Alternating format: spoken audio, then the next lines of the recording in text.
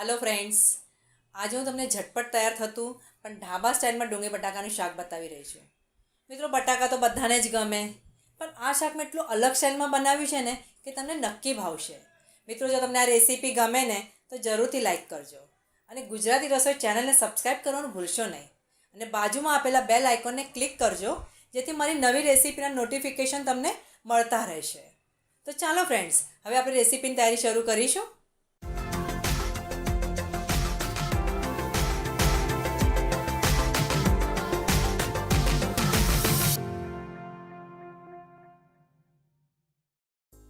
मित्रों, आज આપણે ઝટપટ ડુંગળી બટાકાનું શાકની રેસીપી બતાવી રહ્યા છીએ। તો આ શાક માટે જે કાંઈ સામગ્રી જોઈએ એ તૈયાર કરીને આપણે રેસીપીની તૈયારી શરૂ કરીશું। 500 ગ્રામ બટાકાના આ રીતે ચોરસ ટુકડા, 2 થી 3 ડુંગળીના ચોરસ ટુકડા, 2 થી 3 લાંબા કાપેલા લીલા મરચાં, 1 ઝીણી સમારેલી ડુંગળી, 2 થી 3 ઝીણું સમારેલું ટામેટું, 8 થી 10 ઝીણું સમારેલું લસણ, 3 થી 4 તજના ટુકડા, 4 થી 5 લવિંગ, 2 થી 3 લાલ સૂકા મરચાં, 2 થી 3 તમાલપત્ર, 1 ટીસ્પૂન રાઈ, 1 ટીસ્પૂન જીરું, 1/4 ટીસ્પૂન હિંગ, હાફ ટીસ્પૂન હળદર, 1.5 થી 2 ટીસ્પૂન લાલ મરચું, 1 થી 1.5 ટીસ્પૂન ધાણા જીરું, સ્વાદ પ્રમાણે મીઠું અને થોડું પાણી। મિત્રો, આ શાક બનાવવા માટે આપણે ડુંગળીના અને બટાકાના ચોરસ ટુકડા કરી રાખ્યા છે। એને આપણે શેલો ફ્રાય કરી લઈશું। આ રીતે આપણે શેલો ફ્રાય કરી લઈશું ને તો તમારા શાકનો ટેસ્ટ તો સરસ આવશે જ અને શાક તમારું જલ્દીથી ચડી પણ જશે। હવે આપણે કઢાઈમાં થોડું તેલ લઈને આ બટાકાના ટુકડાને શેલો ફ્રાય કરી લઈશું।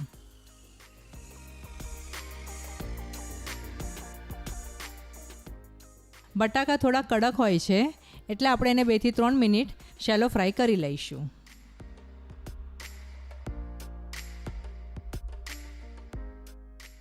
હવે આ બટાકાને આપણે આ રીતે ગોલ્ડન બ્રાઉન થવા દઈશું।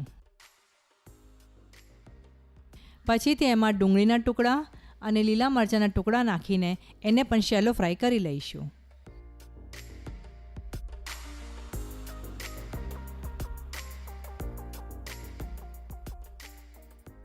આ રીતે ડુંગળી અને બટાકાને આપણે 2 થી 3 મિનિટ શેલો ફ્રાય કરી લઈશું। હવે એને એક બાઉલમાં આપણે કાઢી લઈશું।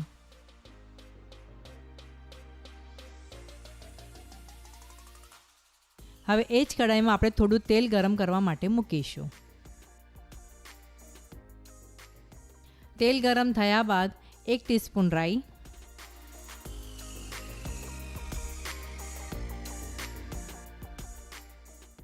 1 ટીસ્પૂન જીરું, 1/4 ટીસ્પૂન હિંગ,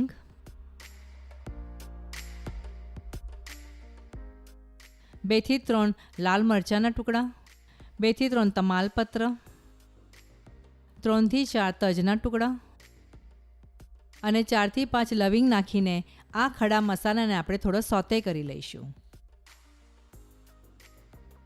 પછીથી ઝીણું સમારેલું 8 થી 10 લસણની કળીઓ, આ લસણને આપણે થોડું ફ્રાય કરી લઈશું।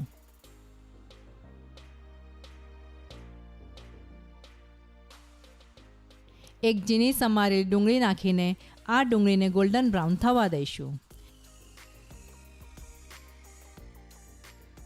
મિત્રો, આ રીતે ખડા મસાલાને અને લસણને આપણે તેલમાં સોતે કરી લઈશું ને તો શાક એકદમ ટેસ્ટી બનશે અને સુગંધ પણ ઘણી સરસ આવે છે। હવે આપણી ડુંગળી ગોલ્ડન બ્રાઉન થવા લાગી છે। પછી તેમાં ઝીણું સમારેલું ટામેટું નાખીને આ ટામેટાને આપણે સરસ કૂક થવા દઈશું।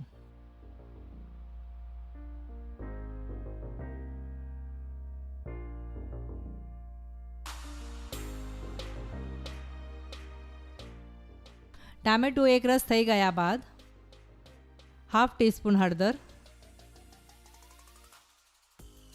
1.5 થી 2 ટીસ્પૂન લાલ મરચું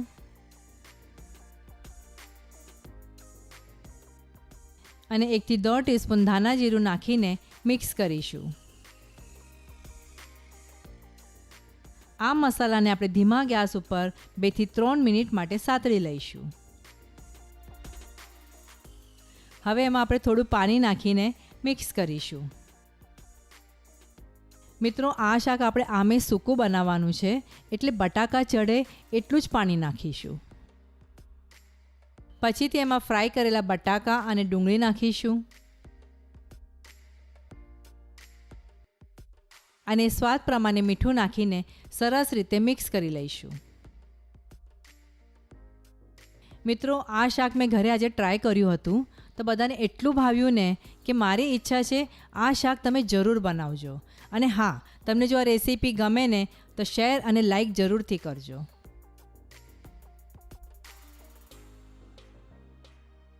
હવે આ શાકને આપણે ઢાંકીને 3 થી 5 મિનિટ માટે કૂક થવા દઈશું. બટાકા આપણે શેલો ફ્રાય કરેલા હોવાથી 3 થી 5 મિનિટમાં તમારું શાક સરસ રીતે ચડી જશે. હવે આપણે એને એકવાર હલાવી લઈશું. ઉપરથી ઝીણા સમારેલા લીલા ધાણા નાખીને આ શાકને ફાઇનલ ટચ આપીશું. ક્વિક અને ટેસ્ટી ડુંગળી બટાકાનું શાક ખાવા માટે તૈયાર છે. મિત્રો, મેં અલગ સ્ટાઇલમાં જે આ શાક બનાવ્યું છે, જો તમને ગમે ને તો કમેન્ટ નક્કી કરજો. સરસ ખાઓ, સ્વસ્થ રહો, ગુજરાતી રસોઈ જોતા રહેશો.